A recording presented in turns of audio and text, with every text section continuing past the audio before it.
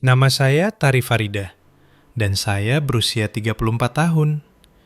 3 minggu yang lalu, orang tua saya menjual rumah keluarga kami seharga 28 miliar rupiah. Rumah yang sama, di mana saya telah menyumbang 3 miliar rupiah 12 tahun sebelumnya, dan menyerahkan setiap rupiah kepada kakak perempuan saya.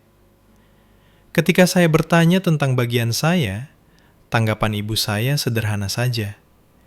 Bahagialah untuk awal baru kakakmu. 3 miliar rupiah. Seluruh warisan saya dari nenek saya lenyap begitu saja. Tapi inilah yang tidak mereka perhitungkan. Saya menyimpan dokumennya. Sebuah perjanjian bertanda tangan di atas materai dari tahun 2012 yang menjanjikan saya 40% dari nilai rumah kapanpun rumah itu dijual. Mereka pikir itu hanya dokumen keluarga biasa. Siapa yang menuntut keluarga sendiri, kan? 1 jam setelah saya melakukan satu panggilan telepon, agen properti menghubungi saya. Penjualan dibekukan. Orang tua saya tidak menanganinya dengan baik. Sebelum saya memberitahu Anda apa yang terjadi selanjutnya, luangkan waktu sejenak untuk menyukai dan berlangganan. Tetapi hanya jika Anda benar-benar ingin mendengar bagaimana ini berakhir. Tinggalkan komentar dan beritahu saya dari mana Anda menonton dan jam berapa di sana. Saya ingin tahu. Untuk memahami mengapa saya memiliki dokumen itu, dan mengapa orang tua saya lupa bahwa saya memilikinya, saya perlu membawa Anda kembali ke musim panas tahun 2012, ketika saya berusia 22 tahun dan masih percaya bahwa keluarga tidak akan pernah saling mengkhianati. Tumbuh besar di Jakarta Selatan, saya selalu menjadi orang yang dapat diandalkan. Kakak perempuan saya, Melati, berusia 4 tahun lebih tua dari saya. Dia adalah orang yang kesulitan di sekolah, berpindah-pindah jurusan saat kuliah, dan putus sekolah 2 kali sebelum akhirnya mendapatkan gelar komunikasi yang tidak pernah dia gunakan. Dia menikah muda, umur 24 tahun, dengan seorang pria bernama Bayu yang bekerja di penjualan mobil. 2 anak menyusul, dan di suatu tempat di sepanjang jalan, Melati menjadi orang yang selalu membutuhkan bantuan. Saya lulus dengan predikat summa cum laude dengan gelar akuntansi dari Universitas Indonesia. Diterima bekerja di firma Santoso & Rekan langsung setelah lulus. Tidak pernah meminta uang sepeser pun kepada orang tua saya setelah kuliah. Dan itu rupanya menjadikan saya ATM keluarga. Polanya dapat diprediksi. Melati akan mengalami krisis. Masalah mobil, tagihan tak terduga, biaya konseling pernikahan, dan orang tua saya akan menelpon saya. Tari, bisakah kamu membantu kakakmu sekali ini saja? Itu tidak pernah hanya sekali. Pada tahun 2018, saya meminjamkan Melati 200 juta rupiah untuk menyelamatkan pernikahannya. Terapi pasangan, katanya. Liburan romantis ke Bali untuk menjalin kembali hubungan. Saya tidak pernah melihat uang itu kembali sepeser pun. Ketika saya menyebutkannya saat acara makan malam keluarga tahun itu, ibu saya menarik saya ke samping. Jangan pelit, Tari. Kakakmu sedang kesulitan. Kamu punya pekerjaan yang bagus. Saya pernah menghitungnya sekali. Selama 10 tahun, saya telah memberikan kepada keluarga saya, sebagian besar Melati, lebih dari 600 juta rupiah dalam bentuk pinjaman yang tidak pernah dibayar kembali.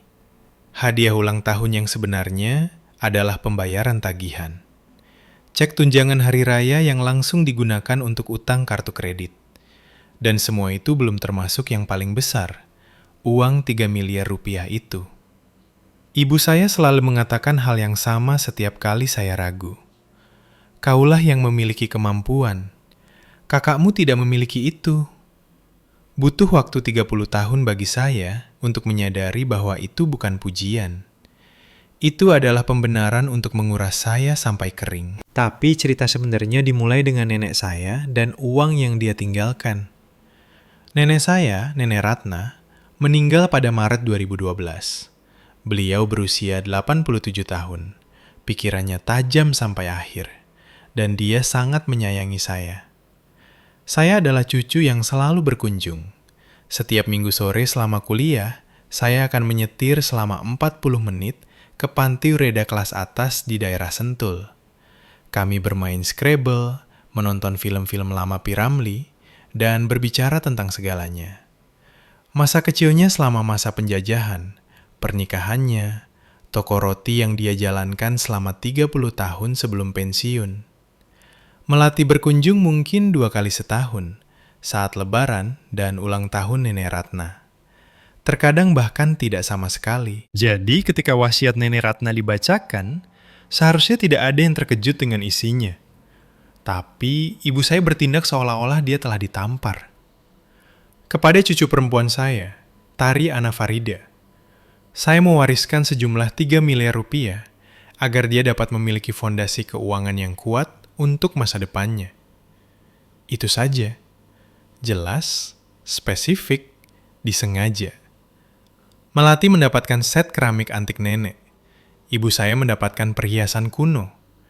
Ayah saya mendapatkan jam amari tua yang telah ada di keluarga selama beberapa generasi. Tapi uangnya, uang tunai yang benar-benar mengubah hidup, jatuh ke tangan saya. Ibu saya sangat marah. Tentu saja bukan pada Nenek Ratna, tapi pada saya. Kamu pasti telah memanipulasinya, katanya di resepsi pemakaman. Suaranya rendah dan berbisa. Dia tidak berpikiran jernih. Dia selalu lebih mencintai Melati. Itu tidak benar. Nenek Ratna mencintai cucu yang selalu hadir. Itu tidak rumit. Saya menyimpan salinan wasiat itu, masih memilikinya sebenarnya, di dalam safe deposit box yang sama di mana saya menyimpan semua dokumen penting saya. Di sana tertulis jelas niat nenek, uang untuk fondasi saya. 2 bulan setelah saya menerima warisan itu, ibu saya menelpon dengan peluang yang luar biasa. Seharusnya saya tahu saat itu bahwa ada sesuatu yang salah. Agustus 2012, saya berusia 22 tahun, baru lulus kuliah, dan duduk di ruang tamu orang tua saya sementara ibu saya menjelaskan bagaimana saya bisa berinvestasi di masa depan keluarga. Tawarannya sederhana. Rumah keluarga yang dibeli orang tua saya pada tahun 1995 masih memiliki sisa cicilan hipotek sekitar 1,8 miliar rupiah. Rumah itu bernilai sekitar 7,5 miliar rupiah pada saat itu. Jika saya menyumbangkan 3 miliar rupiah untuk melunasi hipotek dan melakukan beberapa renovasi, saya akan memiliki 40% dari nilai rumah ketika akhirnya dijual. Anggap saja sebagai investasi, kata ayah saya. Properti selalu naik harganya. Kamu akan menghasilkan uang dan kamu akan membantu keluargamu. Ibu saya menambahkan, itulah yang diinginkan Nenek Ratna. Saya ragu-ragu. 3 miliar adalah semua yang saya miliki. Seluruh jaring pengaman saya. Mata ibu saya mengeras. Apakah kamu tidak mempercayai kami, Tari? Kami orang tuamu. Saya menelpon sahabat saya, Citra, malam itu. Kami sudah dekat sejak tahun pertama di universitas, dan dia adalah satu-satunya orang di luar keluarga saya yang tahu tentang warisan itu. Setidaknya dapatkan sesuatu secara tertulis, kata Citra. Apa saja, secari kertas, sesuatu. Jadi saya meminta, dan orang tua saya tertawa. Baiklah, kata ibu saya sambil memutar matanya. Jika kamu ingin bersikap profesional tentang hal itu. Ayah saya mengetik perjanjian sederhana di komputer rumahnya. 1 halaman yang menyatakan bahwa saya, Tari Farida, menyumbangkan 3 miliar rupiah untuk rumah keluarga, yang mewakili 40% dari nilainya untuk dibayarkan kembali saat penjualan atau pemindah tanganan properti. Kedua orang tua saya menandatanganinya di atas materai, tertanggal 15 Agustus 2012. Saya menyimpan dokumen aslinya di safe deposit box saya di Bank Mandiri. Biayanya 1 juta rupiah setahun untuk kotak itu. 1 juta rupiah terbaik yang pernah saya keluarkan. 12 tahun kemudian, selembar kertas itu akan mengubah segalanya. Tahun-tahun berlalu seperti biasa. ketika Anda sibuk membangun kehidupan yang Anda pikir stabil. Saya meniti karir di Santoso dan rekan, dari akuntan junior menjadi staf akuntan hingga analis keuangan senior. Saya mendapatkan lisensi akuntan publik saya, pindah ke apartemen yang layak di kawasan Kuningan, memulai dana pensiun, melakukan semuanya dengan benar.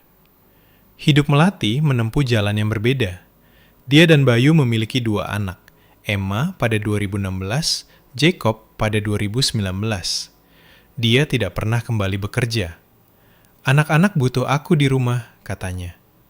Penghasilan penjualan mobil Bayu menutupi kebutuhan dasar, pas-pasan. Dan selama itu, orang tua saya terus menelpon. Atap rumah butuh perbaikan.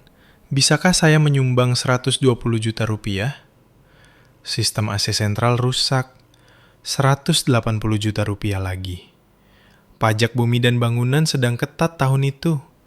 75 juta rupiah akan sangat membantu. Anggap saja investasi tambahan untuk bagianmu, kata ibu saya. Saya mencatatnya secara kasar. Selama 12 tahun, saya memasukkan sekitar 500 juta rupiah lagi ke rumah itu. Tidak ada dokumentasi kali ini. Hanya transfer bank dengan berita transfer seperti perbaikan atap dan bantuan keluarga. Saya berusia 34 tahun, tidak memiliki apa-apa selain mobil dan rekening pensiun saya, dan telah memberikan hampir 500 miliar lebih kepada keluarga saya. Kemudian pada Januari 2024, pernikahan Melati akhirnya runtuh. Bayu meninggalkannya demi seorang wanita yang ditemuinya di showroom. Dia mempertahankan rumahnya. Mereka membelinya atas nama Bayu saja. Melati pergi dengan pakaiannya, anak-anak, dan tidak ada yang lain. Dia pindah kembali ke rumah orang tua saya. Dan tiba-tiba, semua percakapan keluarga berpusat pada satu hal. Bagaimana kita membantu Melati memulai kembali? Pada bulan September 2024, ibu saya menelpon dengan berita yang akan menghancurkan semua yang saya pikir saya ketahui tentang keluarga saya. Kami menjual rumah, dia mengumumkan. Dan kami menemukan pembeli. 15 Oktober 2024, hari Selasa. Saya ingat karena saya sedang berada di meja saya, meninjau laporan triwulanan, ketika nama ibu saya muncul di layar ponsel saya. Kabar gembira, katanya, suaranya hampir bernyanyi. Kami menjual rumah, 28 miliar rupiah. Bisakah kamu percaya? Pasar Jakarta sedang gila sekarang. Saya menghitung secara instan. Refleks akuntansi. 40% dari 28 miliar rupiah adalah 11,2 miliar rupiah. Investasi awal saya ditambah 12 tahun kenaikan nilai. Akhirnya. Itu hebat, Bu. Jadi kapan kita... Kami memutuskan untuk memberikan semuanya kepada Melati. Saya berhenti bernapas. Dia lebih membutuhkannya daripada siapapun. Lanjut ibu saya, tidak sadar. Kasihan dia kehilangan segalanya dalam perceraian. Dia butuh uang muka untuk rumah baru, uang untuk bangkit kembali. Ini akan memberinya awal yang baru. Bu, suara saya nyaris berbisik. Bagaimana dengan bagianku? Uang 3 miliar rupiah yang aku masukkan. Hening, lalu dengan nada yang belum pernah saya dengar sebelumnya. Dingin, meremehkan, final. Itu adalah kontribusimu untuk keluarga, Tari. Investasimu pada kami. Kamu sudah sukses sendiri. Kamu punya karir, apartemen. Melati tidak punya apa-apa. Tapi kita punya perjanjian, ayah yang mengetiknya. Kalian berdua menandatanganinya. Itu hanya kertas keluarga. Dia benar-benar tertawa. Tidak ada yang akan menuntutmu untuk itu. Kita keluarga, bukan mitra bisnis. Saya mencengkeram ponsel saya begitu keras hingga tangan saya sakit. Bahagialah untuk kakakmu, kata ibu saya. Dia mendapatkan kesempatan kedua dalam hidup. Itu yang penting. Dia menutup telepon sebelum saya bisa menjawab. Saya duduk di meja saya selama 10 menit tanpa bergerak. Layar komputer saya menjadi gelap. Kantor berdengung di sekitar saya. Dan sesuatu di dalam diri saya, sesuatu yang telah membengkok dan melentur, serta mengakomodasi selama 34 tahun, akhirnya patah. Saya tidak tidur malam itu. Saya berbaring di tempat tidur memutar ulang setiap momen. Setiap pinjaman yang tidak pernah dibayar kembali. Setiap hari raya di mana perjuangan melati menjadi pusat perhatian. Setiap kali saya menelan kebutuhan saya karena Tari bisa mengatasinya, pukul 6 pagi saya menyerah untuk tidur dan menelpon Citra. "Jam berapa ini?" Dia mengerang. "Jam 6. Aku perlu bicara." 20 menit kemudian, dia sepenuhnya bangun dan sepenuhnya marah demi saya. "Tari, tolong beritahu aku kamu menyimpan perjanjian itu." Saya menyimpannya. Tentu saja saya menyimpannya. Saya seorang akuntan. Saya menyimpan semuanya. "Kalau begitu kamu butuh pengacara," kata Citra. "Hari ini, bukan besok, hari ini. Kapan penutupan transaksinya?" Saya memeriksa email yang diteruskan ibu saya beberapa minggu lalu, saat dia masih berpura-pura saya akan dilibatkan dalam perayaan itu. Penutupan dijadwalkan pada 20 Oktober, 5 hari lagi. "Aku tidak tahu apakah aku bisa melakukan ini," bisik saya. "Mereka keluargaku, Citra." Suara Citra tegas. "Keluarga mana yang mengambil 3 miliar rupiah dari anak perempuan mereka dan kemudian bertindak seolah-olah itu tidak pernah terjadi? Keluarga mana yang melihat warisan nenekmu, uang yang secara khusus ditinggalkan beliau untukmu, dan memutuskan orang lain lebih berhak mendapatkannya?" Saya tidak punya jawaban. "Jika orang asing melakukan ini padamu," lanjut Citra, "kamu akan menelepon polisi. Mengapa keluargamu harus mendapat pengecualian?" Dia benar. Saya tahu dia benar. Saya mungkin sudah mengetahuinya selama bertahun-tahun. Saya hanya tidak ingin menghadapinya. "Bagaimana jika aku kehilangan mereka?" tanya saya. "Bagaimana jika ini menghancurkan segalanya?" "Apa yang kamu miliki sekarang?" Citra membalas. "Keluarga yang memperlakukanmu seperti ATM bukanlah keluarga. Itu adalah bank dengan rasa bersalah." Sore itu, saya membuat janji dengan pengacara properti bernama Nata Wijaya.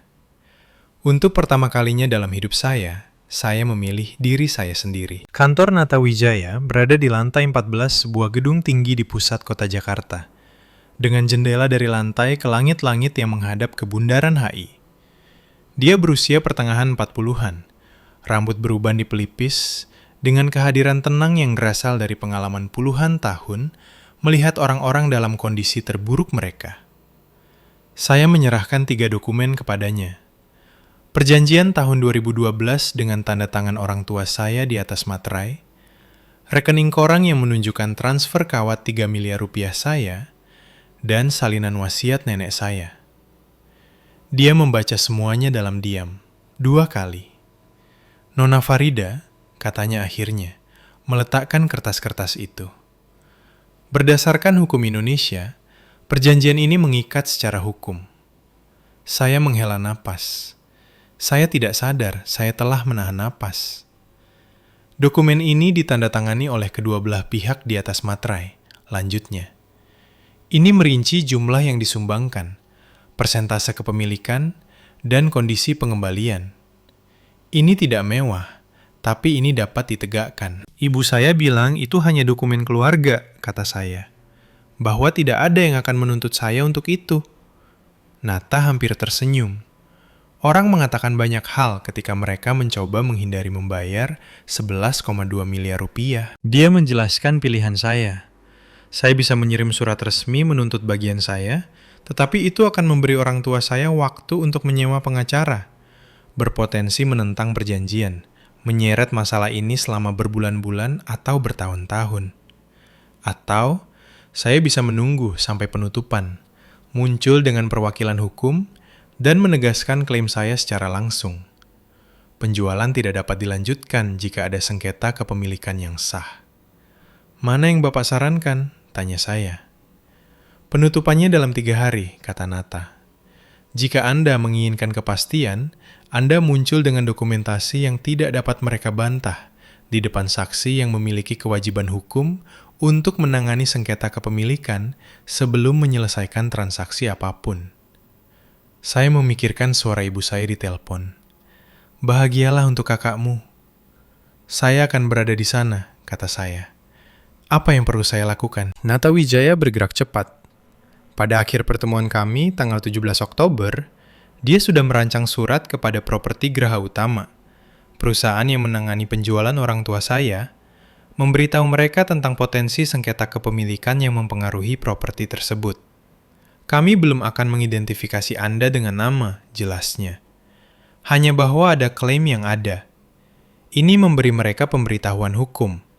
Mereka akan diminta untuk mengungkapkan hal ini kepada semua pihak sebelum penutupan. Saya membayangkan orang tua saya menerima berita itu. Kebingungan, kesadaran yang muncul. Apa yang terjadi ketika mereka tahu itu saya? Mereka akan mencoba menghubungi Anda. Mungkin melalui ibu Anda. Rasa bersalah, manipulasi, apapun yang berhasil sebelumnya. Mata Nata mantap. Pertanyaannya adalah, apakah Anda akan tetap teguh? Saya memikirkan hal itu. 34 tahun membungkuk, menjadi orang yang bertanggung jawab. Melihat hadiah nenek saya, keinginan tertulisnya yang jelas untuk keamanan saya diserahkan kepada orang lain karena kakak saya lebih membutuhkannya.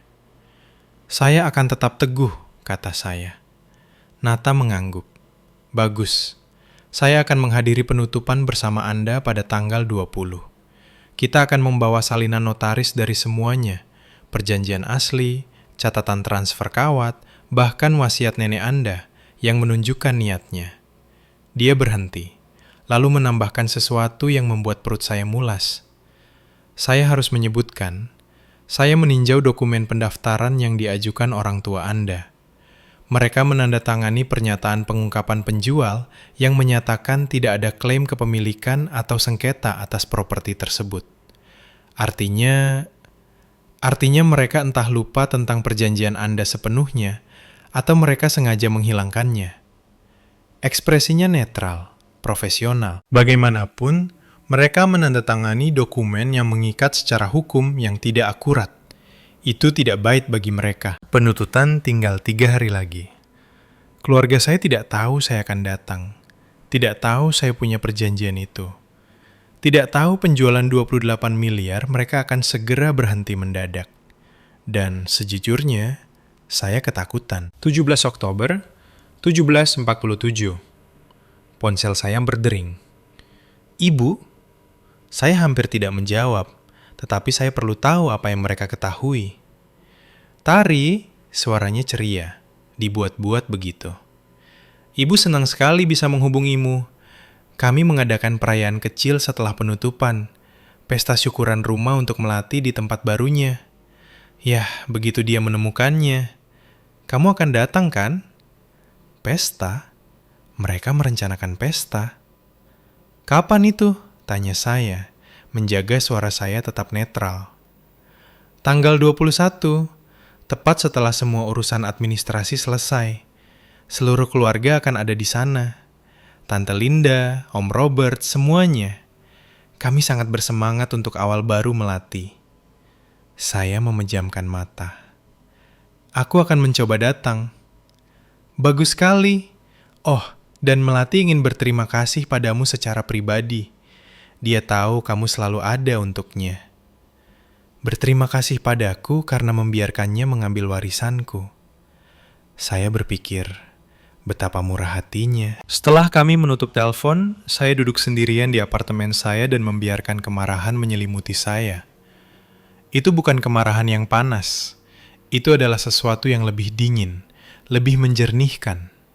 Jenis kemarahan yang datang ketika Anda akhirnya melihat situasi apa adanya. Malam itu, saya menerima pesan dari Melati. Mel, makasih udah ngerti ya. Aku tahu ini berat, tapi kamu selalu jadi yang kuat. Aku nggak tahu apa yang bakal aku lakuin tanpa adikku yang selalu dukung aku. Sayang kamu. Apakah dia tahu tentang 3 miliar rupiah saya? Apakah dia tahu dia merayakan dengan warisan saya? Saya akan segera mengetahuinya. 3 hari menuju penutupan. Orang tua saya mengira ini sudah selesai. Mereka pikir saya sudah menerima peran saya. Anak perempuan yang baik, ATM keluarga, orang yang selalu mengalah.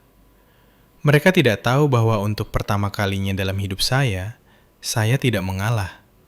Saya membebaskan diri. 18 Oktober, 2 hari sebelum penutupan, saya membuat alasan untuk mengunjungi rumah orang tua saya. Bilang saya ingin mengambil beberapa album foto lama sebelum pemilik baru pindah. Ibu saya sedang di salon. Ayah saya sedang main golf. Hanya Melati yang ada di sana mengawasi anak-anak di halaman belakang. Saya berada di kamar tidur lama saya mengumpulkan foto-foto ketika saya mendengar suara Melati melalui dinding yang tipis. Dia sedang ditelepon, tertawa. Enggak, Tari nggak bakal bikin masalah. Dia terlalu baik buat itu. Kamu tahu kan dia kayak gimana? Saya membeku. Ibu bilang dia masukin uang beberapa tahun lalu. Tapi itu kan udah lama banget, sejarah kuno. Dan jujur aja, aku lebih butuh ini. Aku punya anak-anak. Tari punya apa buat habisin uang? Apartemennya, kerjaan akuntansinya yang ngebosenin. Dada saya sesak. Uang 28 miliar rupiah itu nggak bakal sisa banyak setelah aku beli rumah dan lunasin utang. Mungkin cuma sisa kayak 12 miliar setelah semuanya. Tapi itu awal kan? Dia berhenti, mendengarkan siapapun yang ada di ujung sana. Tari bakal ngerti. Dia selalu ngerti. Itu emang sifatnya. Dia yang paling pengertian. Saya berdiri diam mematung, nyaris tidak bernapas. Ibu bilang dia nyumbang sesuatu buat rumah dulu. Tapi ya udahlah. Itu hadiah. Keluarga bantu keluarga. Dan aku butuh bantuan lebih dari dia. Dia tahu. Dia tahu tentang kontribusi saya. Dan dia memutuskan itu tidak penting karena saya punya pekerjaan dan apartemen dan dia punya anak-anak dan masalah. Karena saya adalah yang pengertian, saya pergi tanpa album foto. Saya tidak bisa melihatnya. Saya tidak bisa mempercayai apa yang mungkin saya katakan. 2 hari sampai penutupan, dan sekarang saya tahu kebenarannya. Kakak saya terlibat. Ini bukan hanya keputusan orang tua saya. Ini keputusannya juga. Malam itu, saya tidak bisa tidur lagi. Pukul 1 pagi, saya menelpon Citra. Dia mengangkat pada deringan kedua. Dia sudah menunggu kabar terbaru.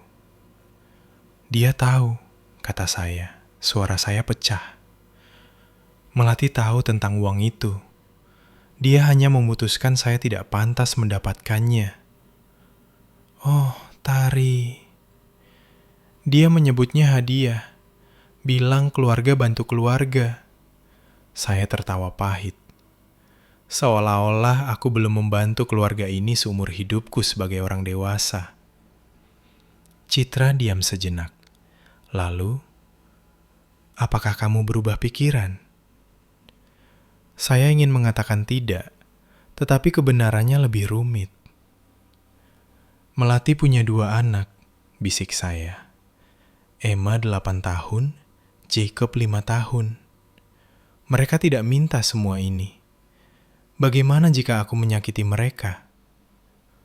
Berhenti, suara Citra tegas. Kamu tidak mengambil apapun dari anak-anak itu.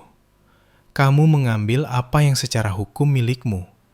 Apa yang nenekmu secara khusus tinggalkan untukmu. Jika Melati tidak 20 Oktober, jam 10 pagi. Kantor properti Graha Utama di pusat kota. Saya akan berada di sana bersama pengacara saya dan dokumen yang mereka lupa saya miliki. Oke, saya perlu berhenti di sini sebentar dan bertanya sesuatu secara langsung. Jika Anda adalah saya yang berdiri di persimpangan jalan ini, mengetahui keluarga Anda mungkin tidak akan pernah memaafkan Anda, apa yang akan Anda lakukan? Apakah Anda akan memperjuangkan apa yang menjadi milik Anda, bahkan jika itu berarti kehilangan mereka? Atau apakah Anda akan membiarkannya demi menjaga perdamaian? Komentar jawaban Anda. A. Jika Anda akan berjuang. B. Jika Anda akan membiarkannya. Dan jika Anda tertarik dengan bagaimana ini berakhir, tekan tombol berlangganan, karena penutupan akan segera tiba. Sekarang, kembali ke cerita. 19 Oktober, 1 hari sebelum penutupan. Saya bertemu Nata Wijaya di kantornya untuk sesi strategi terakhir. Meja konferensi dipenuhi dokumen, perjanjian asli saya, salinan notaris, rekening koran, bahkan garis waktu yang saya tulis menunjukkan setiap kontribusi tambahan yang saya buat selama 12 tahun. Begini besok akan berjalan, kata Nata, menggeser buku catatan hukum ke arah saya.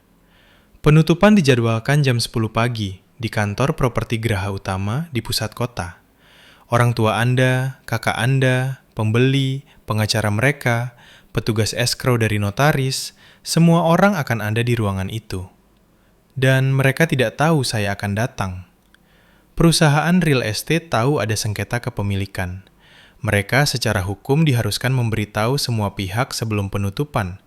Tetapi saya meminta mereka untuk tidak mengungkapkan siapa yang mengajukan klaim dulu. Saya mencoba membayangkan wajah ibu saya ketika dia tahu. Apa yang terjadi saat kita masuk? Saya akan memperkenalkan diri sebagai perwakilan hukum Anda. Kami akan menyajikan perjanjian tahun 2012 dan dokumentasi pendukung. Pada saat itu, petugas escrow tidak dapat melanjutkan transaksi sampai sengketa diselesaikan. Dan kemudian, ekspresi Nata tidak terbaca. Kemudian orang tua Anda akan punya pilihan, mengakui klaim Anda dan menyesuaikan pembagian uangnya, atau menghadapi potensi tuntutan hukum yang akan membuat mereka kalah, dan yang akan merugikan mereka jauh lebih banyak dalam jangka panjang. Saya mengangguk perlahan. Mereka akan mencoba memanipulasi saya di depan semua orang mungkin. Itulah sebabnya saya akan melakukan sebagian besar pembicaraan. Tugas Anda adalah tetap tenang, bicara sesedikit mungkin, dan biarkan dokumen berbicara sendiri. Malam itu, saya menyiapkan pakaian saya. Blazer biru tua profesional, blus putih, celana panjang hitam. Saya akan masuk ke ruangan itu tampak persis seperti saya yang sebenarnya. Seorang profesional keuangan yang tahu hak-haknya.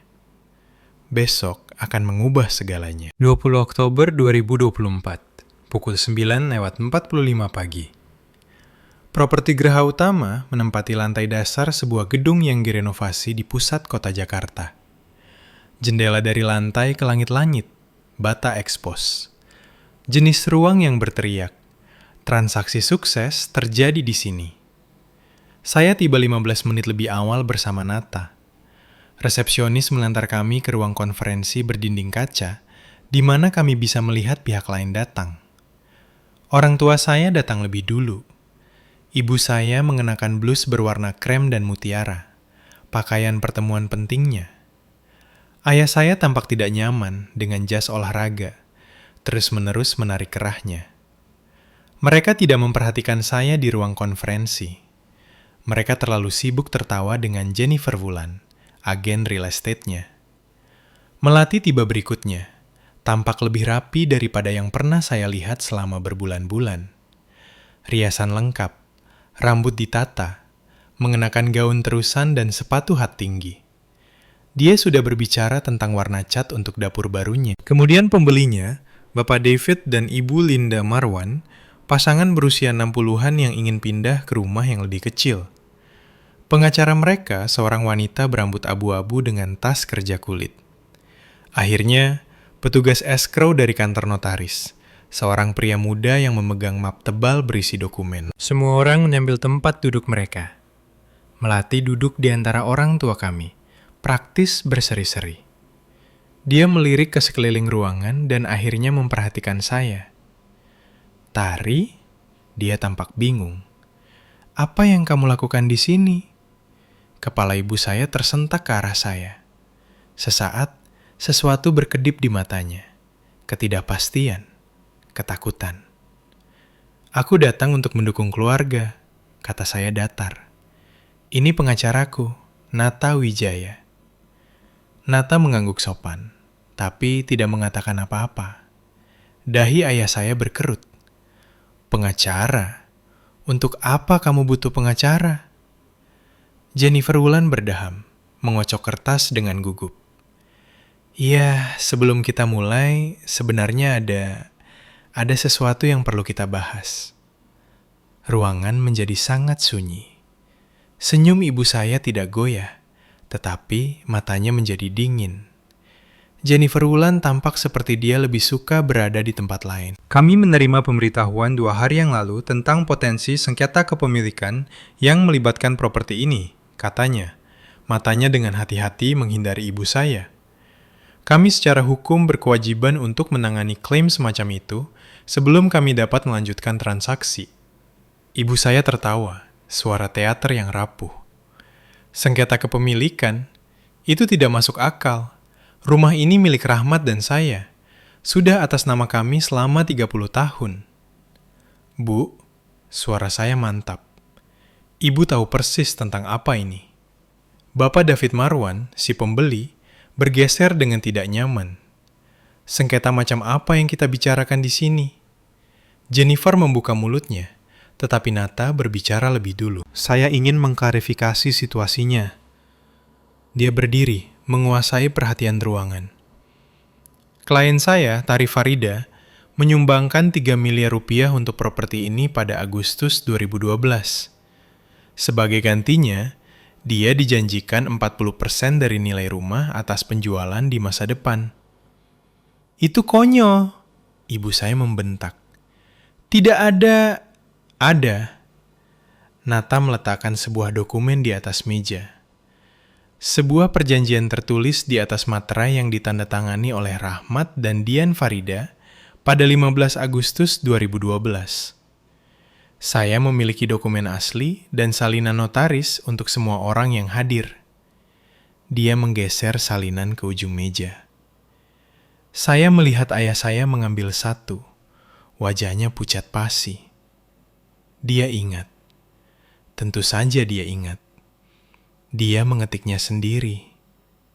Salinan ibu saya duduk tak tersentuh di depannya. Bersama dengan perjanjian tersebut, lanjut Nata, kami memiliki catatan bank yang mengonfirmasi transfer kawat 3 miliar rupiah dari rekening pribadi Nona Farida ke Bapak dan Ibu Farida pada 18 Agustus 2012. Waktu dan jumlahnya cocok persis dengan perjanjian. Ibu Linda Marwan menoleh ke suaminya. David, aku rasa kita tidak seharusnya. Tidak ada yang menandatangani apapun sampai ini diselesaikan, kata Jennifer cepat. Kita tidak bisa menutup transaksi dengan klaim kepemilikan yang belum terselesaikan. Ibu saya akhirnya menatap saya. Dingin di matanya telah berubah menjadi sesuatu yang lebih gelap. Keheningan membentang seperti karet gelang yang akan putus. Nata tetap berdiri, suaranya tenang dan profesional. Perjanjiannya jelas. Nona Farida berhak atas 40% dari harga jual. Itu 11,2 miliar rupiah. Mulut Melati ternyanga. 11,2 miliar rupiah? Kamu menuntut kami? Aku tidak menuntut siapapun. Saya menatap matanya. Aku meminta apa yang dijanjikan padaku. Apa yang secara hukum menjadi hakku. Ini gila. Ketenangan ibu saya retak. Itu uang keluarga. Kamu membantu membayar hipotek. Saya melakukan investasi, koreksi saya. Dan saya memiliki dokumen yang membuktikannya dengan tanda tangan ibu dan ayah. Ayah saya tidak mengatakan sepatah kata pun. Dia menatap perjanjian itu, wajahnya pucat. Dian, aku ingat ini. Aku mengetiknya sendiri. Rahmat, jangan. Dia benar meminta bukti tertulis. Lanjutnya hampir pada dirinya sendiri. Aku pikir itu konyol saat itu. Tapi dia benar. Jennifer Wulan angkat bicara. Nadanya hati-hati netral. Bapak dan Ibu Farida, ini pertama kalinya saya melihat dokumen ini. Ini tidak diungkapkan dalam dokumen penjual Anda. Karena itu tidak penting. Suara ibu saya meninggi. Itu hanya sesuatu yang kami lakukan untuk ketenangan pikiran Tari. Tidak ada yang menganggap serius hal-hal keluarga ini. Alis Nata sedikit terangkat. Pengadilan Indonesia menganggapnya serius, Ibu Farida. Dokumen ini memenuhi semua persyaratan hukum untuk kontrak yang dapat ditegakkan. Putri Anda memiliki klaim kepemilikan yang sah. Bapak David Marwan mendorong diri dari meja. Jennifer, kami tidak nyaman melanjutkan sampai ini beres. Ini persis hal yang kami khawatirkan. Saya mengerti sepenuhnya, kata Jennifer. Kami perlu menunda penutupan sampai sengketa diselesaikan. Tunda, bukan batalkan, tapi cukup dekat. Saya melihat wajah ibu saya berputar melalui emosi. Syok, kemarahan, ketidakpercayaan, dan di bawah semua itu, sesuatu yang belum pernah saya lihat sebelumnya. Ketakutan. Ibu saya belum selesai. Kamu melakukan ini demi uang. Dia condong ke seberang meja, suaranya pecah. Keluargamu sendiri, orang-orang yang membesarkanmu, mengorbankan segalanya untukmu, dan kamu memperlakukan kami seperti orang asing. Ibu memperlakukan uang 3 miliar rupiahku seolah-olah tidak ada, jawab saya. Ibu memutuskan untuk memberikan segalanya kepada Melati tanpa memberitahu aku bahwa rumah itu dijual. Karena kamu tidak membutuhkannya. Lihat dirimu. Kamu punya karir, apartemen, kehidupan. Melati tidak punya apa-apa. Melati punya 2 orang tua yang telah memenuhi setiap kebutuhannya selama 38 tahun. Suara saya mantap meskipun jantung saya berdebar kencang. Saya memiliki dokumen yang membuktikan saya berhak atas 11,2 miliar rupiah. Itu jenis memiliki yang berbeda. Melati menangis. Bagaimana kamu bisa melakukan ini padaku? Pada anak-anakku? Aku baru saja bercerai, Tari. Aku tidak punya apa-apa. Anda memiliki 28 miliar rupiah di meja ini. Sela Nata dengan tenang. Dikurangi bagian sah klien saya, Anda masih memiliki 16,8 miliar rupiah. Itu bukan tidak ada apa-apa menurut standar yang wajar. Ibu saya berbalik pada Nata. Ini bukan urusanmu, ini masalah keluarga. Ini menjadi urusan saya ketika putri Anda menyewa saya untuk melindungi kepentingan hukumnya. Nada Nata tidak pernah goyah. Kepentingan yang jelas-jelas Anda coba hindari. Bapak David Marwan berdiri. Kami tidak menandatangani hari ini. Jennifer, hubungi kami jika ini sudah selesai. Dia dan istrinya pergi tanpa kata lain. Pengacara mereka mengikuti, berhenti di pintu. Anda seharusnya mengungkapkan ini, Bapak dan Ibu Farida. Anda mungkin memiliki risiko hukum di luar penjualan ini saja. Ibu saya menoleh ke saya, matanya basah oleh air mata yang mungkin nyata atau mungkin pertunjukan. Kamu telah menghancurkan segalanya. Saya harap kamu bahagia. Saya tidak bahagia, kata saya pelan. Tapi saya juga tidak lagi dirampok. Ruang konferensi mulai kosong. Pembeli sudah pergi. Petugas escrow sedang mengemasi dokumennya yang tidak tersentuh. Tapi keluarga saya tetap tinggal, mengelilingi saya seperti saya telah melakukan kejahatan. Melati meraih lengan saya. Apakah kamu tahu apa yang telah kamu lakukan? Anak-anakku butuh uang ini. Keponakanmu. Apakah kamu tidak peduli sama sekali pada mereka? Saya menarik lengan saya bebas. Emma dan Jacob berhak mendapatkan masa depan yang stabil. Tetapi itu tidak boleh dibangun di atas uang yang dicuri dari bibi mereka. Dicuri? Suara Melati melengking. Ibu bilang kamu menawarkan bantuan untuk rumah. Dia bilang kamu ingin menyumbang. Aku menyumbang 3 miliar rupiah dengan janji mendapatkan 40% kembali saat kalian menjualnya. Itu bukan amal, Melati. Itu investasi. Dan aku punya dokumen untuk membuktikannya. Kamu baru 22 tahun. Kamu mungkin salah paham. Aku lulusan sarjana dengan gelar akuntansi. Aku mengerti persis apa yang aku tanda tangani. Dan begitu juga ibu dan ayah. Ayah saya akhirnya berbicara. Tari, tolong, tidak bisakah kita menyelesaikan sesuatu secara pribadi? tanpa pengacara dan orang asing terlibat. Saya menatapnya. Pria ini yang telah menghabiskan seluruh hidup saya tunduk pada ibu saya, yang telah menandatangani perjanjian itu, dan kemudian berpura-pura itu tidak ada. Ayah punya 12 tahun untuk menyelesaikan sesuatu, kata saya.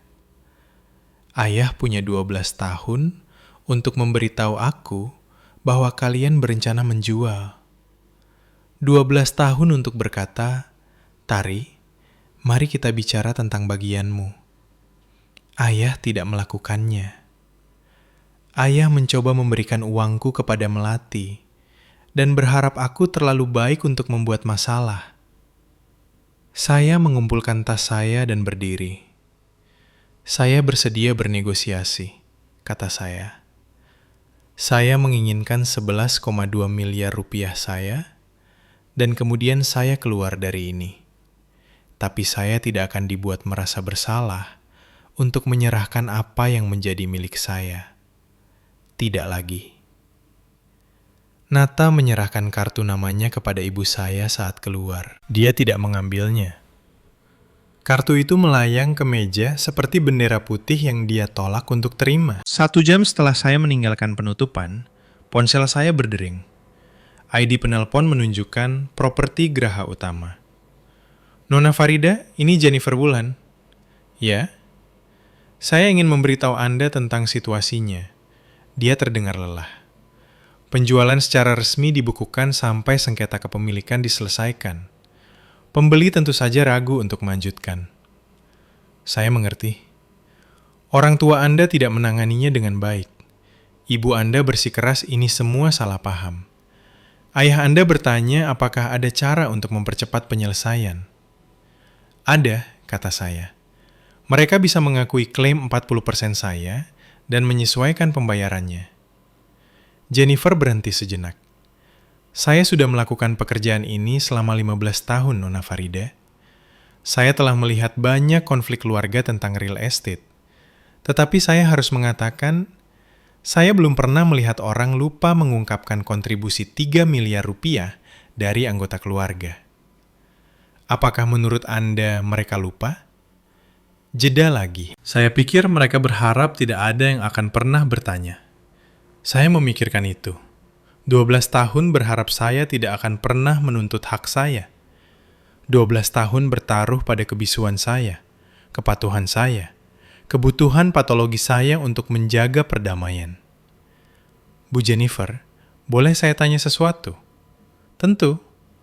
Menurut pendapat profesional Anda, bukan secara hukum, hanya secara pribadi, apakah Anda akan menandatangani pengungkapan penjual itu yang menyatakan tidak ada klaim kepemilikan?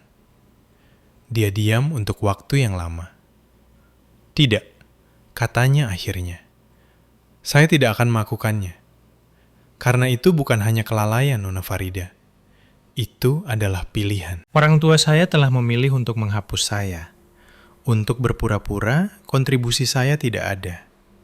Untuk menandatangani dokumen hukum yang mengatakan tidak ada orang lain yang memiliki klaim atas properti mereka. Mereka telah membuat pilihan mereka. Sekarang, saya membuat pilihan saya. Saya akan meminta pengacara saya menghubungi Anda besok untuk membahas langkah selanjutnya, kata saya. Terima kasih sudah menelpon. Serangan rasa bersalah dimulai malam itu. Ibu saya menelpon pukul 18.47. Suaranya telah berubah dari kemarahan dingin di ruang konferensi menjadi sesuatu yang lebih lembut, terluka, keibuan, patah hati. Tari, dia menghela napas menyebut nama saya. Ibu tidak percaya sampai begini jadinya. Aku juga tidak. Ibu membesarkanmu lebih baik dari ini. Ibu mengajarkanmu bahwa keluarga adalah yang utama, bahwa kita saling mendukung. Suaranya pecah dengan indah.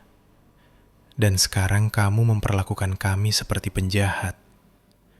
Aku memperlakukan kalian seperti orang yang menandatangani kontrak dan kemudian berpura-pura itu tidak ada. Kontrak itu hanya formalitas. Kami tidak pernah bermaksud. Lalu kenapa ibu menandatanganinya? Hening. Ibu punya pilihan, Bu. Ketika ibu memutuskan untuk menjual, ibu bisa menelponku. Ibu bisa berkata, "Tari, ingat perjanjian itu. Mari kita bicara tentang cara menghormatinya." Sebaliknya, ibu mencoba memberikan segalanya kepada Melati dan berharap aku tidak akan sadar. Kakakmu lebih membutuhkannya. Itu bukan keputusan ibu, tidak dengan uangku. Nadanya berubah lagi, lebih keras sekarang, mengancam. Jika kamu meneruskan ini, ibu akan memberitahu semua orang. Seluruh keluarga akan tahu anak macam apa kamu sebenarnya. Serakah, egois. Beritahu mereka, potong saya. Dan aku akan menunjukkan dokumen dengan tanda tangan ibu tertanggal 2012. Aku akan menjelaskan bahwa ibu mengambil 3 miliar rupiah dari anak perempuan ibu sendiri. Dan kemudian mencoba memberikannya kepada anak perempuan yang lain karena dia lebih membutuhkannya. Untuk pertama kalinya dalam hidup saya, ibu saya tidak punya jawaban. Aku bukan penjahat dalam cerita ini, Bu. Aku orang yang punya buktinya. Jantung ayahmu, katanya akhirnya. Dia punya kondisi. Stres ini bisa... Kesehatan ayah adalah tanggung jawab ayah. Tanggung jawabku adalah melindungi diriku dari perampokan. Saya menutup telepon sebelum dia bisa mengatakan apa-apa lagi. Tangan saya gemetar, tetapi saya tidak menelpon balik. Oke, saya tahu itu intens. Saya masih memprosesnya sendiri. Sejujurnya, ini adalah bagian di mana saya paling membutuhkan dukungan Anda. Jika Anda merasakan ini bersama saya, jika Anda pernah memiliki keluarga yang mencoba membuat Anda merasa bersalah untuk menyerahkan sesuatu yang merupakan hak Anda, tekan tombol suka itu. Begitulah cara saya tahu Anda masih di sini bersama saya. Dan jika Anda punya cerita seperti ini, tulis di kolom komentar. Anda tidak sendirian. Sekarang, kembali ke apa yang terjadi selanjutnya. Saya tidak menyangka Melati akan menelpon malam itu. Sudah hampir jam 10 malam ketika namanya muncul di layar saya. Saya ragu-ragu, lalu menjawab. Tari? Suaranya berbeda. Lelah, terkuras dari air mata sandiwara tadi. Bisa kita bicara, cuma kita. Kita sedang bicara. Ibu kehilangan kendali. Dia sudah ditelepon dengan Tante Linda selama 1 jam, mengarang cerita tentang bagaimana kamu menjebak kami. Melati tertawa pahit. Aku rasa Tante Linda nggak percaya. Saya tidak mengatakan apa-apa. Aku perlu tanya sesuatu padamu. Lanjut Melati. Dan aku butuh kamu jujur. Oke. Apa kamu benar-benar memasukkan 3 miliar rupiah kayak uangmu sendiri di tahun 2012? Saya merasakan sesuatu menegang di dada saya. Kamu tahu aku melakukannya. Kamu mengatakannya sendiri di telepon kemarin di rumah. Hening. Jadi kamu dengar itu? Aku dengar cukup banyak. Tari, Dia berhenti.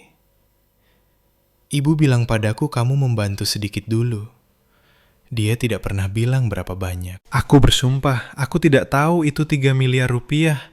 Tidak sampai hari ini. Saya ingin mempercayainya, tetapi kata-kata yang saya dengar melalui dinding itu, Tari bakal ngerti. Dia selalu ngerti, terus bergema. Kamu tahu ada sesuatu, kata saya. Kamu hanya tidak bertanya berapa banyak karena kamu tidak ingin tahu. Keheningan membentang di antara kami. Mungkin kamu benar, Melati akhirnya mengakui. Mungkin aku tidak ingin tahu, karena jika aku tahu, aku harus memikirkannya, dan lebih mudah untuk tidak memikirkannya. Itu bukan masalahku untuk diselesaikan, Melati. Aku tahu, suaranya pecah. Aku tahu aku selalu jadi anak bermasalah yang harus diselamatkan semua orang. Aku tahu kamu membenciku selama bertahun-tahun. Aku tidak membencimu. Aku benci menjadi tidak terlihat sementara kamu mendapatkan segalanya. Itu adil, bisiknya. Itu sangat adil. 22 Oktober, 2 hari setelah penutupan yang gagal, Nata Wijaya menelpon dengan pembaruan. Pembeli, Bapak David dan Ibu Linda Marwan, telah secara resmi mengeluarkan ultimatum. Selesaikan sengketa kepemilikan dalam 7 hari, atau mereka akan menarik penawaran mereka dan menuntut kembali uang muka 1,4 miliar rupiah mereka. Jika mereka menarik diri, jelas Nata, orang tua Anda menghadapi 2 masalah. Pertama, mereka kehilangan pembeli yang terjamin di pasar yang sudah mulai lesu. Kedua, mereka mungkin memiliki risiko hukum atas misrepresentasi pada pengungkapan penjual. Misrepresentasi. Mereka menandatangani dokumen yang menyatakan tidak ada klaim kepemilikan atas properti itu. Itu tidak akurat. Pengacara keluarga Marwan sudah mengirim surat yang menyarankan mereka mungkin menuntut ganti rugi. Saya memproses ini. Orang tua saya telah menempatkan diri mereka di sudut, dan saya bahkan tidak melakukan apapun kecuali muncul dengan kebenaran. Menurut Bapak, apa yang akan mereka lakukan? Tanya saya. Saya pikir mereka akan menyadari bahwa mereka tidak memiliki pengaruh. Setiap hari ini berlarut-larut merugikan mereka. Biaya hukum, biaya perawatan rumah, potensi gugatan dari pembeli. Sementara itu, Anda bisa menunggu tanpa batas waktu. Perjanjian itu tidak kadaluarsa. Sore itu, saya mengetahui ibu saya telah menyewa pengacaranya sendiri, seorang pengacara keluarga bernama Bapak Douglas Pohan, yang menurut Nata telah segera menasihatinya bahwa melawan klaim saya akan mahal, panjang, dan hampir pasti tidak berhasil. Kata-katanya yang tepat rupanya adalah, Ibu Farida, putri Anda memiliki dokumentasi yang akan diakui sah oleh hakim manapun di Indonesia. Saran profesional saya adalah bernegosiasi. Saya hampir tertawa. Setelah 34 tahun ibu saya mengendalikan setiap narasi, dia akhirnya menghadapi situasi di mana versinya tentang peristiwa tidak penting. Fakta adalah fakta. Tanda tangan adalah tanda tangan. Dan dia kehabisan waktu. Ancaman memberitahu semua orang, ibu saya menjadi bumerang yang spektakuler. Pada 23 Oktober, dia telah menelpon setiap kerabat yang bisa dia hubungi. Tante Linda, Om Robert, sepupu yang tidak saya ajak bicara selama bertahun-tahun, memutar cerita tentang putrinya yang tidak tahu berterima kasih, memblokir penjualan rumah keluarga karena sejarah kuno. Apa yang tidak dia perhitungkan adalah saya mengirim email grup pada hari yang sama. Subjek: klarifikasi mengenai sengketa properti keluarga Farida. Saya membuatnya sederhana. Melampirkan perjanjian 2012 dengan kedua tanda tangan. Catatan bank yang menunjukkan transfer 3 miliar rupiah saya. Penjelasan singkat. Saya menyumbangkan uang ini dengan janji terdokumentasi kepemilikan 40%. Ketika rumah dijual, bagian saya akan diberikan kepada kakak saya. Saya meminta apa yang dijanjikan kepada saya. Tanggapannya datang cepat. Tante Linda, adik ibu saya sendiri, menelpon saya malam itu.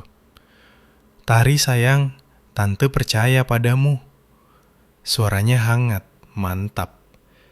Ibumu, dia melakukan hal serupa ketika kami menyelesaikan warisan nenekmu dulu. Mencoba mengklaim barang-barang yang bukan miliknya. Tante tahu apa yang mampu dia lakukan. Dia melakukannya. Dia menginginkan perhiasan mama dan uang yang kamu dapatkan. Bilang tidak adil kalau kamu mewarisi lebih banyak dari Melati. Tante harus mengancam akan melibatkan pengacara sebelum dia mundur. Saya tidak tahu itu. Selama bertahun-tahun, saya pikir saya adalah satu-satunya orang yang melihat ibu saya dengan jelas. Om Robert menelpon berikutnya, adik ayah saya. Ayahmu menelpon Om, meminta Om untuk menasihatimu. Om bilang padanya, Om sudah melihat dokumennya, dan satu-satunya orang yang perlu dinasihati adalah dia. Narasi keluarga bergeser. Ibu saya mengandalkan semua orang mempercayai ceritanya tanpa bukti. Dia tidak mengantisipasi bahwa saya akan memberikan bukti secara harfiah. "Kamu tidak sendirian dalam hal ini," kata Tante Linda sebelum menutup telepon. "Kamu tidak pernah sendirian. Kami hanya tidak tahu bagaimana membantumu." 24 Oktober, ayah saya menelpon. Itu pertama kalinya dia menghubungi tanpa ibu saya mengaturnya. "Tari," suaranya berat, lelah. "Bisakah kita bicara? Hanya kamu dan ayah." Saya sedang menyetir pulang kerja. Lalu lintas sore Jakarta merayap di sekitar saya. Saya menepi ke tempat parkir dan mematikan mesin. Aku mendengarkan, "Ayah berutang maaf padamu." Dia berhenti, dan saya mendengarnya mengambil napas gemetar. "Ayah berutang banyak maaf padamu. Tapi yang ini terutama." Saya menunggu. Ayah menandatangani kertas itu pada tahun 2012. Ayah yang mengetiknya sendiri. Ayah ingat melakukannya. Suaranya pecah. Dan kemudian, ayah membiarkan ibumu meyakinkan ayah bahwa itu tidak penting, bahwa kamu akan ikut saja dengan keadaan. Kenapa ya? Pertanyaan yang saya simpan selama berbulan-bulan akhirnya lolos. Kenapa ayah membiarkan dia melakukan ini? Karena ayah pengecut, Tari. Pengakuan itu menggantung di antara kami. Ibumu itu, dia sangat kuat. Dia punya pendapat yang kuat. Dan di suatu tempat di sepanjang jalan, ayah belajar lebih mudah setuju dengannya daripada bertengkar. Bahkan ketika dia salah. Bahkan ketika ayah tahu dia salah. Itu bukan pengecut ya, itu kolaborator. Dia membuat suara yang mungkin adalah isakan. Kamu benar sekali. Ayah telah menghabiskan 35 tahun pernikahan mengambil jalan mudah, dan putri-putri ayah membayar harganya. Apa yang ayah katakan? Ayah bilang, ayah akan memastikan kamu mendapatkan uangmu. Ayah belum tahu caranya. Ibumu masih berjuang. Tapi ayah tidak akan membiarkan ini berakhir dengan kamu tidak mendapatkan apa-apa. Tidak lagi. Aku butuh lebih dari sekedar janji ya. Ayah tahu. Suaranya menjadi mantap. Untuk sekali ini dalam hidup ayah akan melakukan hal yang benar. Bahkan jika itu merugikan ayah.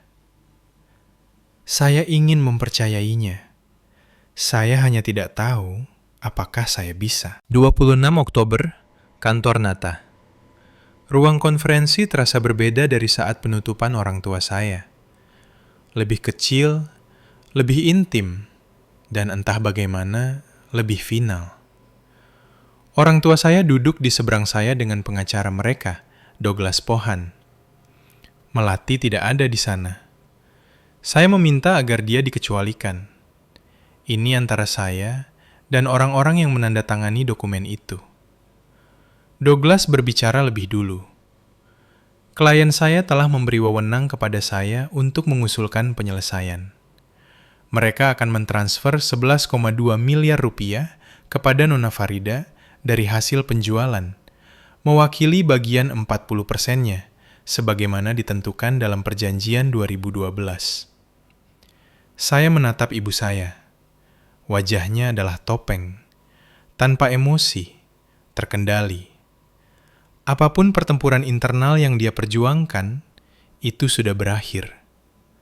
Sebagai gantinya, lanjut Douglas, Nona Farida akan menandatangani pelepasan yang melepaskan klaim masa depan terhadap properti atau sisa hasil penjualan. Nata melirik saya. Kami sudah membahas kemungkinan ini. Klien saya menerima, kata Nata. Kami akan menyiapkan surat pelepasan dalam waktu 24 jam. 11,2 miliar rupiah harus ditransfer dalam waktu 3 hari kerja setelah penutupan penjualan. Ayah saya mengangguk. Ibu saya tidak bergerak.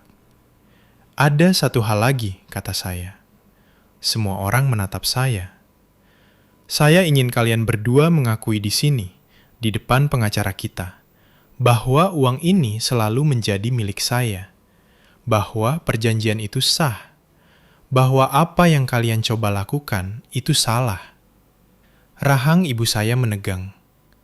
Tari, aku perlu mendengarnya. Keheningan membentang. Ayah saya berbicara lebih dulu. Kamu benar, itu milikmu.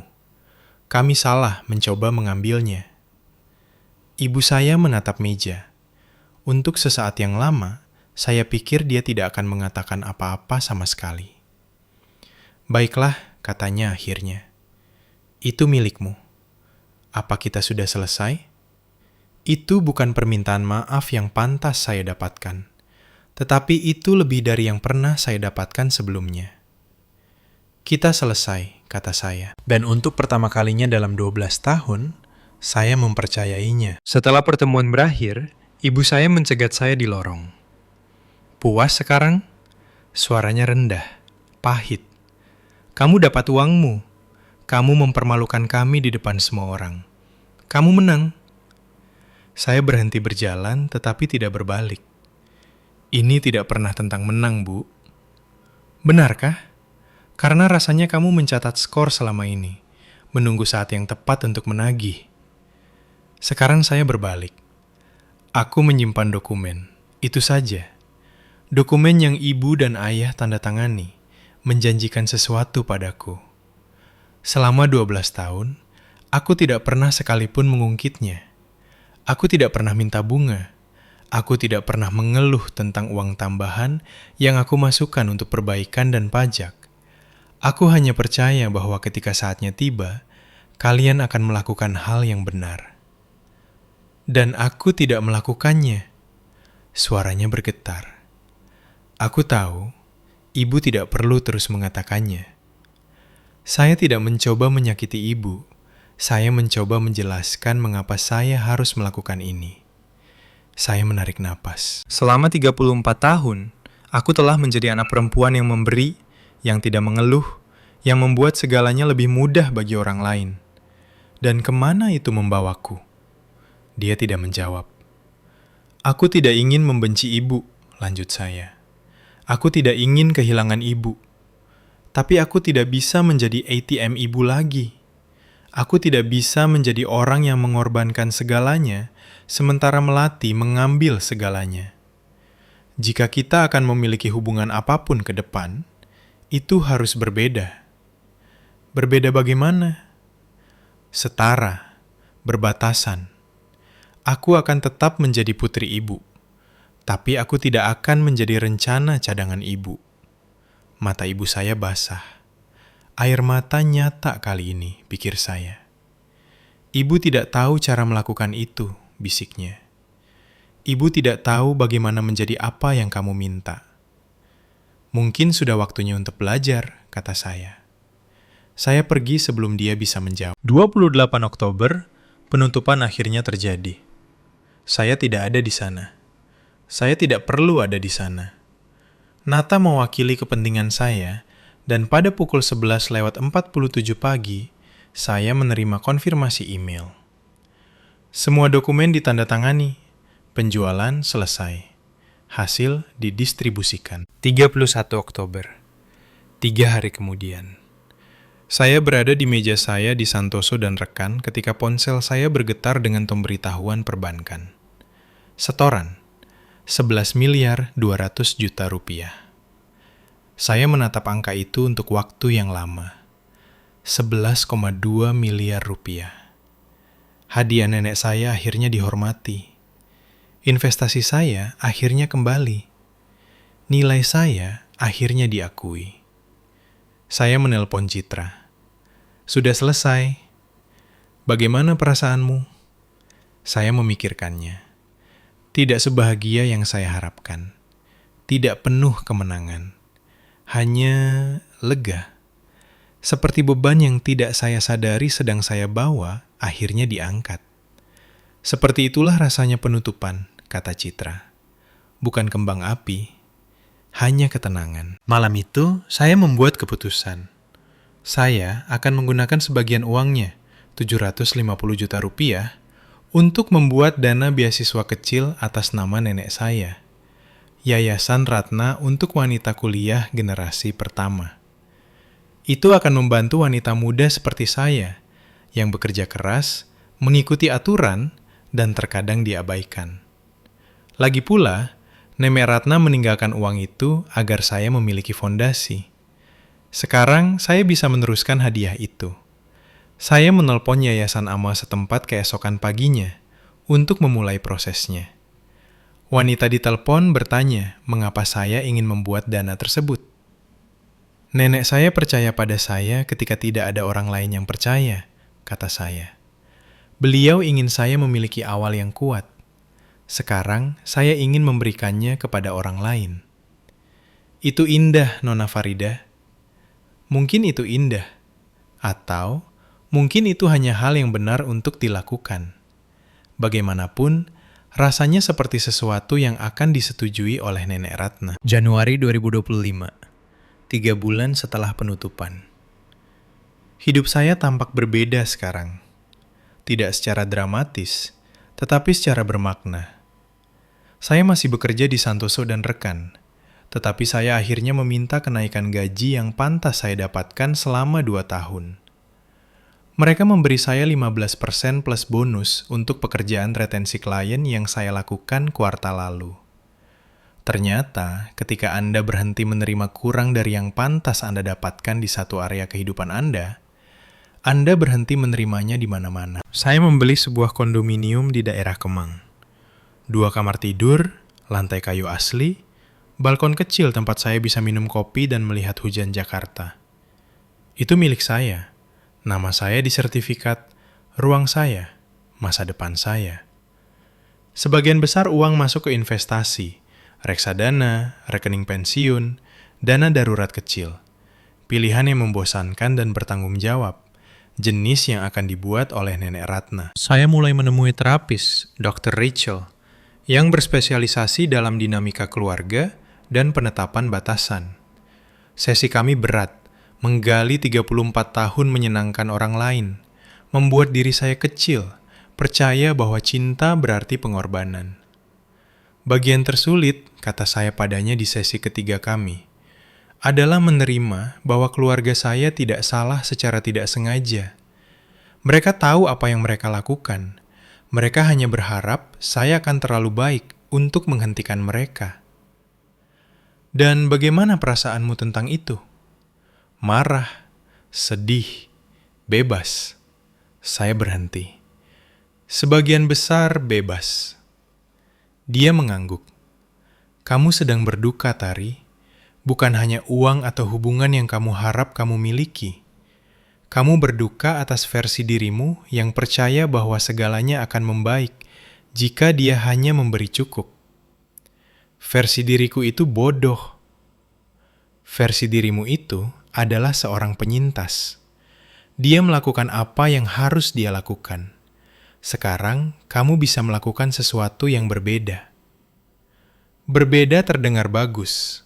Berbeda terdengar seperti awal. Hubungan saya dengan keluarga saya menetap menjadi sesuatu yang baru. Tidak sembuh, tidak rusak, hanya berbeda. Ibu saya dan saya berbicara sebulan sekali. Panggilan singkat, tingkat permukaan. Dia tidak pernah meminta maaf dengan benar, dan saya berhenti mengharapkannya. Tetapi dia juga berhenti meminta uang kepada saya. Berhenti membandingkan saya dengan melati. Berhenti memperlakukan saya seperti sumber daya yang harus dikelola. Mungkin itu sebaik yang akan terjadi. Saya sedang belajar menerimanya. Ayah saya berusaha lebih keras. Dia mengirimi saya surat yang sebenarnya.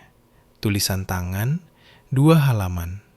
Meminta maaf atas setiap kali dia diam ketika dia seharusnya berbicara. Itu tidak fasih, tapi jujur. Kami makan malam bersama sekali, hanya kami berdua. Dan dia memberitahu saya bahwa dia bangga pada saya. Ayah seharusnya mengatakannya lebih sering. Akunya sambil minum kopi. Ayah seharusnya mengatakannya setiap hari. Ayah bisa mulai sekarang, kata saya padanya. Dan dia melakukannya. Kejutannya adalah melati. Pada bulan Desember, dia mengirimi saya pesan. Aku dapat kerja paruh waktu di klinik gigi. Kerja beneran pertama dalam 8 tahun. Cuma mikir kamu perlu tahu. Saya membalas. Itu bagus, Mel. Aku serius. Seminggu kemudian, dia mengirim yang lain. Aku beli rumah. Lebih kecil dari yang aku mau, tapi ini punyaku. Aku pakai uangku. Uangku. Apa itu bodoh buat dibanggain? Sama sekali tidak bodoh. Dia menelpon saya pada malam Natal. Kami berbicara selama 1 jam. Benar-benar berbicara untuk pertama kalinya dalam bertahun-tahun. Tentang anak-anak, tentang pekerjaan barunya, tentang betapa sulitnya membangun kembali kehidupan dari nol. Aku pikir aku cemburu padamu, akunya. Kamu selalu punya segalanya terkendali. Aku benci itu. Aku tidak punya segalanya terkendali. Aku hanya lebih baik dalam menyembunyikannya. Mungkin kita lebih mirip dari yang aku kira. Mungkin. Saya duduk di kondominium baru saya saat menceritakan kisah ini kepada Anda. Ini hari Selasa malam. Hujan mengetuk jendela dan lampu kota bersinar melalui kabut. Di dinding saya, dalam bingkai hitam sederhana, ada perjanjian tahun 2012. 2 tanda tangan, 1 janji. Secari kertas yang mengubah segalanya. Orang-orang bertanya kepada saya kadang-kadang apakah itu sepadan. Stres, konflik, ketegangan keluarga berbulan-bulan. Jika saya melakukannya lagi, jawabannya adalah ya, setiap saat. Bukan karena uangnya, meskipun 11,2 miliar rupiah tentu tidak menyakitkan. Tetapi karena apa yang diajarkan pertarungan itu kepada saya. Selama 34 tahun, saya percaya bahwa menjadi anak perempuan yang baik berarti mengatakan ya. Berarti memberi, berarti menghilangkan diri saya sendiri sehingga orang lain bisa mengambil lebih banyak ruang. Saya pikir jika saya cukup sabar, cukup baik, cukup pengertian, keluarga saya akhirnya akan melihat saya, menghargai saya, memilih saya. Mereka tidak melakukannya. Mereka tidak akan pernah melakukannya. Karena saya mengajari mereka untuk tidak melakukannya. Dokumen itu tidak hanya menyelamatkan warisan saya. Itu menyelamatkan saya. Itu adalah bukti bahwa saya memiliki nilai. Bahwa kontribusi saya penting. Bahwa saya pantas dilindungi. Bahkan jika saya harus menjadi orang yang melakukan perlindungan. Jika Anda menonton ini dan Anda berada dalam situasi serupa, dimanfaatkan oleh orang-orang yang seharusnya mencintai Anda. Dengarkan saya ketika saya mengatakan ini. Simpan catatan. Simpan kwitansi. Simpan bukti setiap perjanjian, setiap janji, setiap kontribusi. Dan yang lebih penting, percayalah bahwa Anda layak diperjuangkan. Saya tidak menang karena saya memiliki 11,2 miliar rupiah. Saya menang karena saya akhirnya memilih diri saya sendiri. Itulah warisan sesungguhnya yang ditinggalkan nenek saya. Bukan hanya uangnya, tetapi pengetahuan bahwa saya berhak untuk mengambil ruang, memiliki batasan, untuk dilihat. Dan tidak ada seorang pun, bahkan keluarga, yang bisa mengambil itu. Dari perspektif psikologis, kisah Tari mencerminkan dinamika yang diperjuangkan banyak keluarga. Kambing hitam versus anak emas. Ketika satu anak diharapkan untuk memikul beban, sementara yang lain dilindungi dari konsekuensi, keduanya menderita, hanya secara berbeda. Anak yang bertanggung jawab belajar bahwa cinta bersyarat pada kinerja. Anak yang dilindungi tidak pernah mengembangkan ketahanan. 3 pelajaran yang bisa diambil dari ini. Pertama, mencintai seseorang tidak berarti membiarkan mereka mengeksploitasi Anda. Batasan bukanlah tembok. Itu adalah pintu yang Anda kendalikan. Kedua, dokumentasi bukanlah ketidakpercayaan. Itu adalah kejelasan. Bahkan dengan keluarga, terutama dengan keluarga. Letakkan perjanjian penting secara tertulis. Ketiga, terkadang mengatakan tidak adalah hal yang paling penuh kasih yang dapat Anda lakukan. Itu memaksa orang untuk tumbuh dengan cara yang tidak akan pernah bisa dilakukan dengan memanjakan. Jika ada dari hal ini yang menyentuh hati Anda, ketahuilah bahwa Anda tidak sendirian, dan hak-hak Anda, finansial, emosional, pribadi, layak dilindungi. Anda berhak untuk mengambil ruang. Terima kasih telah bersama saya sampai akhir cerita ini. Jika ini berarti sesuatu bagi Anda, jika Anda pernah menjadi tari dalam keluarga Anda, tekan tombol suka itu dan berlangganan. Begitulah cara saya tahu cerita-cerita ini penting.